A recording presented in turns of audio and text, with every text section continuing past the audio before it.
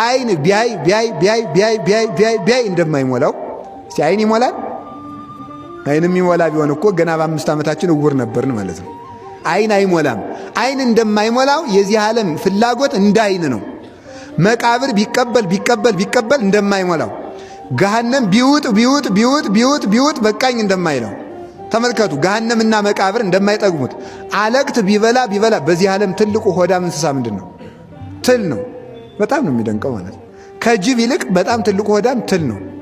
ለምን ብትሉኝ አሁን ጅብም አንድ አህያ ከበላ እዚያ በኋላ ብዙም አያስቸግርም። ትል ግን በጣም የሚደንቀኝ ነው። መጠኗ በጣም ትንሽ ነው። 24 ሰዓት ነው። ሳምንት ሲበላ የሰው ቁስል አይጠግብም። ሳምንት የሚበላ እና ለዚህ ነው ጌታ በገሃነም ላይ ትሉ የማያንቀላፋ ነው ያለው። ምንድነው ያለው ቅዱስ ዮሐንስ አፈወርቅ? ትል የማይጠግብ ነው። ለምን ጅብ አላለውም ሰይጣንን? ለምን አንበሳ አላለውም? እና አንበሳማ ይጠግባል። ግን ሰይጣን ሰውን ቢያስት ስለማይጠግብና የሲኦል መከራ ማብቂያ ስለሌለው በማይጠግበው በትል መሰለው ብሎ ይተረጉመዋል። ትሉ የማያንቀላፋ ነው የተባለበት ምክንያት ትል እንደማይጠግብ ገሃነምና ሲኦል ሰይጣን አለቅት ሆነው አይጠግቡም።